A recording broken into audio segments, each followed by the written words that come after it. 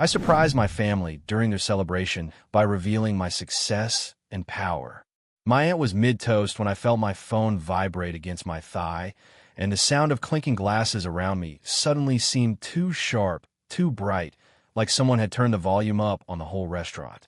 The private room smelled like red wine and buttery roasted potatoes, the kind of warm, expensive scent that makes you sit up straighter without meaning to.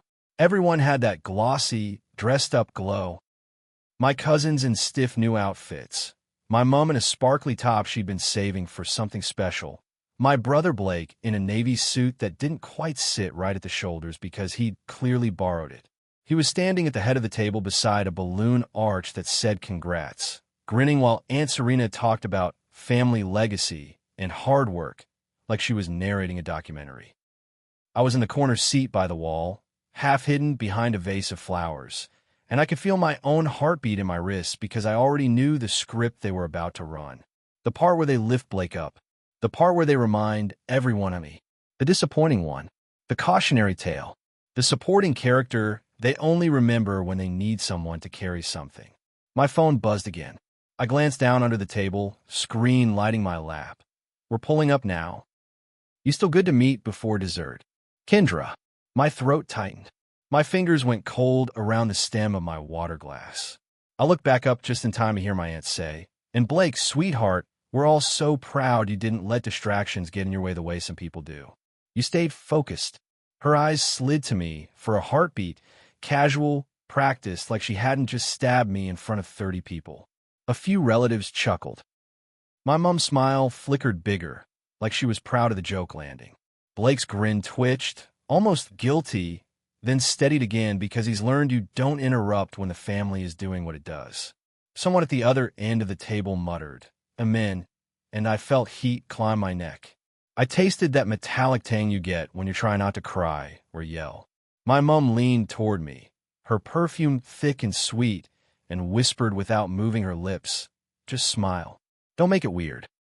Her hand found my knee under the table and squeezed, not gentle, controlling. Like a leash. It was a Thursday almost a year ago when I stopped hoping they'd ever change their story about me and started building a life that didn't require their approval.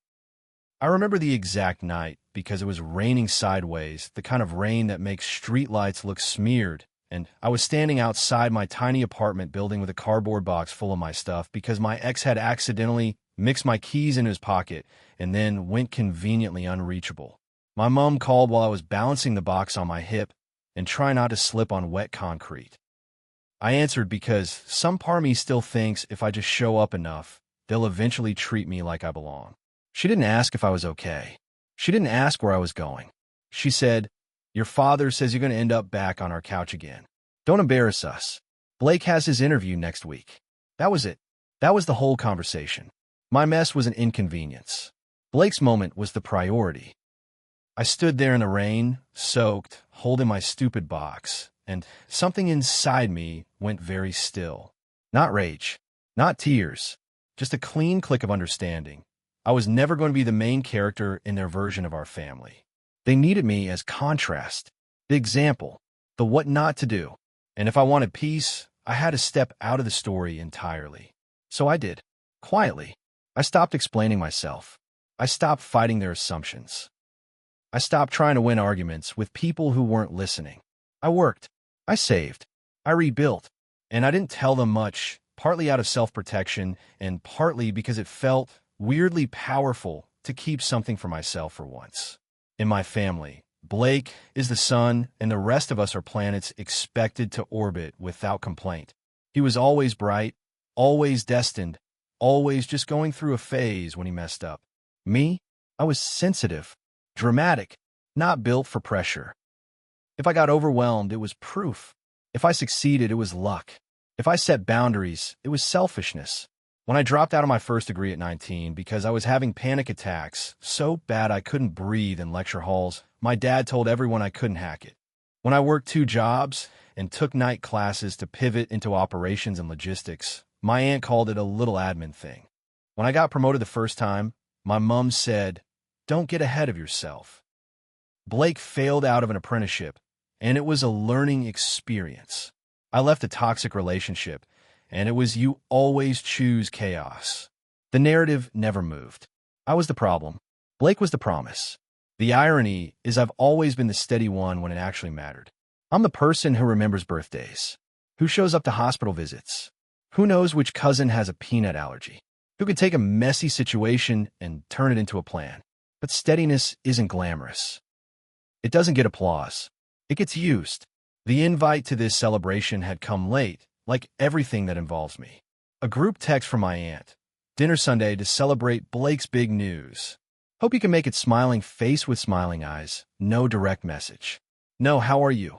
Just an announcement like I was an audience member. I almost didn't go. I sat staring at the text with my thumb hovering over decline for a solid minute. Then my dad called. Your brother's done it, he said, voice thick with pride. He's been offered the role. General manager. That's huge. Of the Riverside, I said, because I'd already read between the lines. The Riverside Hotel wasn't some glamorous skyscraper. It was a small boutique property in our region that Blake had been working at for less than a year, mostly charming guests and posting behind-the-scenes videos like he was running a lifestyle brand. Still, GM was a big jump. A suspiciously big jump. Dad exhaled. He's earned it. I didn't argue. I just said, I'm happy for him. Then Dad hesitated, like he was stepping around something sharp. It would mean a lot if you came. That was what got me. Not the guilt, not the obligation, just the tiny hint of a normal father-daughter request. Like he wanted me there as a real person, not a prop. So I said yes. What Dad didn't know, what none of them knew, was that I've been working with a national hospitality group for the last 3 years, climbing quietly from site coordinator to regional operations manager. My job wasn't sexy. It was budgets and compliance and vendor negotiations and staff planning and crisis management when a pipe burst at 2 a.m. and the night manager was panicking. It was also the kind of job where you learn to keep your face neutral and your voice calm, even when someone's trying to bulldoze you, because the moment you react emotionally, people decide you've lost. 2 weeks ago, my director pulled me into a meeting and said, we're acquiring a property. Regional. Small but strategically positioned. We need someone to lead integration. She slid a folder across the table. I opened it and saw the name, Riverside Hotel. I remember the weird little jolt in my chest when I saw it. Like my work life and my family life were about to collide in a way I'd spent years avoiding. I looked up and said carefully, I'm from that area. My director nodded. All the better. You'll understand the community. Keep it confidential. We announce in a month if negotiations finalize. I signed the NDAs. I started the due diligence process. I kept my mouth shut, not because I was plotting some dramatic reveal, because I've learned that information is a kind of power, and my family treats information like a weapon. And now here we were, in a private room at a restaurant, listening to my aunt give a speech about focus and distractions, and my phone was buzzing because Kendra, our acquisitions lead, was outside, ready to meet me. Aunt Serena finished her toast with, and we're so grateful Blake didn't let anyone drag him down, and people clapped. Someone whistled. My mom squeezed my knee again like she was bracing for impact. Then she stood up. Of course she did. She lifted her own glass and said, I just want to add, Blake has always been our driven one. Her eyes shimmered with performative emotion. He's always had that spark. And we all know not everyone in this family has his work ethic. She laughed lightly, like she'd made a sweet joke. A few people laughed back, that automatic laugh people do when they sense a hierarchy and want to stay on the safe side of it. But Blake never let negativity distract him. Mum continued, smile bright. He didn't end up bouncing around jobs and reinventing himself every 5 minutes. My cheeks burned. My ears rang. I could feel my pulse in my teeth. Blake stared at his plate for half a second, then looked up and gave me a tight smile that said, please don't. Like my dignity was an inconvenience at his party. My dad's eyes flicked to me, then away, and that hurt more than the words. Because it wasn't new. It was familiar. The way he let it happen because he didn't want conflict. The way peace was always bought with my silence. My phone buzzed again. I didn't even look this time. I just set my water glass down carefully so it wouldn't clink, and I stood. The room shifted. Chairs creaked. People paused mid-bite. Mom's smile faltered. "Leah," she warned softly. My name in her mouth always sounds like a command. I smoothed my dress with hands that didn't feel like mine and said, "Can I say something?" Aunt Serena blinked. "Oh, of course, darling," she said, like she was granting me a tiny stage she assumed I'd used to praise Blake. Blake's jaw tightened. Dad looked up sharply. I didn't reach for the microphone because there wasn't one now. Mom had sat down and the speeches were supposed to be over. I just spoke, loud enough for the table. "I'm really proud of Blake," I said, and that part was true. Not because I thought the promotion was fully earned. Honestly, I had questions, but because I didn't want to be cruel. I wasn't there to ruin his night. It's a big role. Blake visibly relaxed by a millimeter, like he thought the danger had passed. Then I continued. But I'm not okay with being used as the punchline at every family event. The air went tight. Someone's fork paused halfway to their mouth. Mom let out a little laugh, brittle. "Oh, Leah, don't be so sensitive." "I'm not being sensitive," I said. My voice sounded calm, even though my hands were shaking under the table. "I'm being clear. You keep telling people I bounce around like I'm unstable. I don't. I've been working steadily for years. I'm good at what I do, and I'm tired of being reduced to a story that makes you feel better." My aunt's eyes widened, half scandalized, half fascinated. My cousin Tara, who lives for drama, leaned forward like she'd paid for this. Dad cleared his throat. "Leah, maybe we can." "No," I said quietly, and Dad stopped. The word came out small, but it landed. "You don't get to ask me to come to these things and then let them take shots at me for sport." Blake exhaled hard through his nose. "Okay, but can you not do this tonight?" he muttered. "It's my celebration." "And it's always your celebration," I said before I could stop myself. Then I swallowed, because that was more raw than I meant. "It's always about not upsetting you, but you don't ever stop them when they do it." Blake's face flushed. "I didn't." "You didn't what?" I asked genuinely. "Hear it? Notice it? Care?" His eyes flicked away. Mom's voice went sharp. "Enough. Sit down."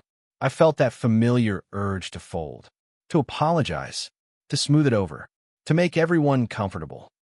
I could practically feel the old version of me reaching for the script. "Sorry, I didn't mean to cause a scene."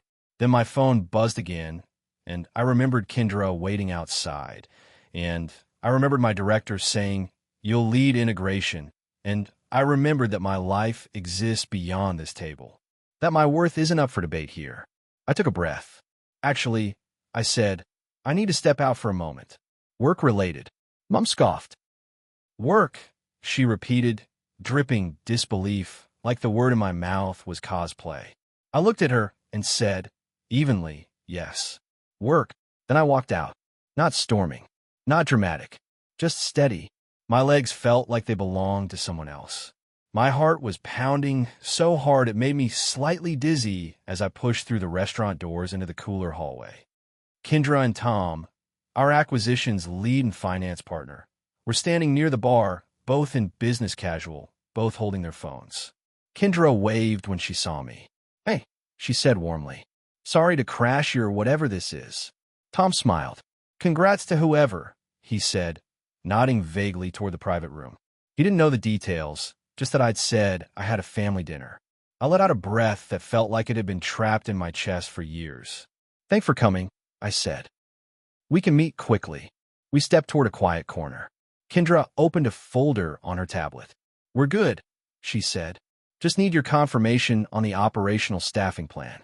Also, the current GM is asking for clarity on whether he stays through transition. He seems anxious." I almost laughed at the understatement. "We'll keep him through transition if performance remains stable," I said, automatically slipping into work mode. "But we'll need to review leadership structure post-acquisition." Tom nodded. "We'll announce after contracts finalize." "Are you okay to be point on this? It's in your hometown. Sometimes that's messy." I thought my mom's hand on my knee. My aunt's eyes. Blake's tight smile. The way my dad looked away. "I'm fine," I said, and it surprised me how true it felt. I can be professional. I just need boundaries. Kendra smiled like she understood more than I'd said out loud. "Good," she said. "Because you're the one they'll listen to. You're calm. You're thorough. My throat tightened because hearing that matter-of-fact respect hit me in a place my family has always left bruised. We finished the quick check-in. Kendra and Tom started to leave, but Tom paused and said, "We're lucky to have you, Leah." I managed a small smile. "Thanks." Then I walked back toward the private room with my stomach tight, because I knew what was about to happen. Not because I wanted to reveal anything like a movie twist, but because they just see me talking to two strangers in business attire, and my family has a sixth sense for anything that threatens their narrative. When I pushed the door open, every conversation at the table dipped. Not silent, but attentive. People looked at me like I'd returned from the principal's office. Mum's eyes narrowed immediately. "Who was that?" I sat down slowly. "Colleagues," I said. Aunt Serena perked up. "Oh, are they from your little office?" "My office," I repeated, and the words tasted strange because they said little like it was polite. "Yes." Blake leaned toward me, voice low. "What was that about?" I looked at him, and for a second I thought about protecting him, keeping it quiet, not humiliating him the way they tried to humiliate me. But then I thought about how they'd all been comfortable laughing at me, about how Blake hadn't once said stop. So I said the truth in plain language. The company I work for is in the final stages of acquiring the Riverside. The table went still again, this time in a different way. Blake blinked. "Acquiring Riverside," he repeated slowly, like his brain was trying to process the words. "As in my hotel." "Our target property," "Yes," I said. "Nothing is public yet. It's confidential." My dad stared at me. "What are you talking about?" "I'm talking about my job," I said, and I could hear a tremor in my voice now. Not from fear, but from the weirdness of finally being seen. "I work for Northbridge Hospitality. I'm a regional operations manager. I'm leading integration if the deal goes through." My mom's mouth opened, closed, opened again. "No," she said, like denial was a spell. "That's Leah, don't lie." Something in me went cold and sharp. "I'm not lying," I said. "You just don't like that I'm not who you've been telling people I am." A couple of cousins shifted uncomfortably. Someone at the far end of the table whispered, "Northbridge? That's huge." Blake's face went pale under the warm restaurant lights. "Wait," he said, voice rising. "So you're what?" "My boss now." "I'm not your boss," I said quickly. "Not like that. And I'm not here to threaten you.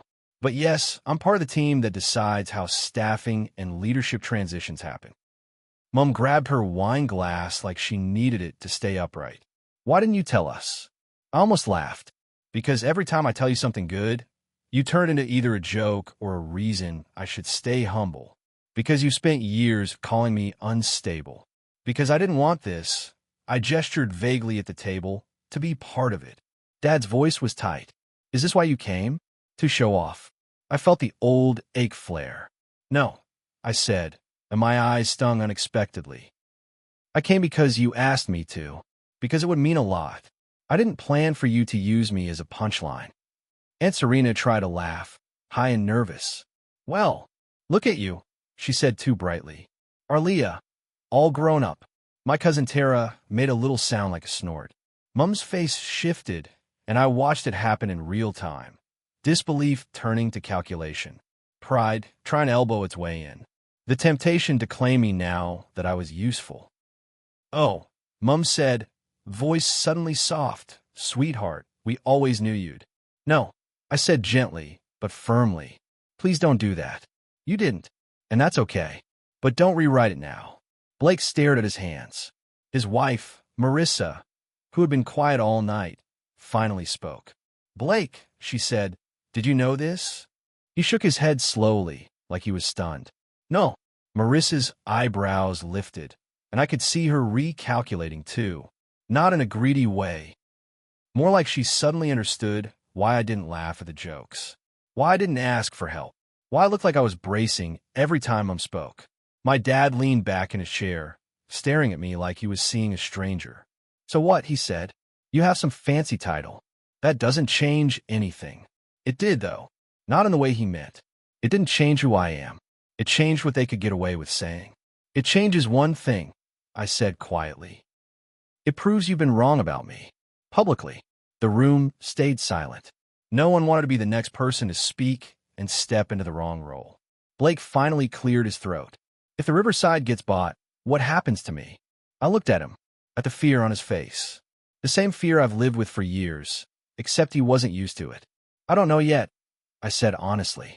It depends on performance metrics, compliance, staffing needs. It's not personal.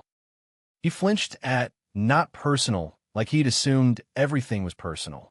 And I added, I'm not going to make it personal. I'm not going to punish you. But I also won't protect you from consequences if you don't meet expectations. Mum's eyes flashed. So you're threatening him? I shook my head.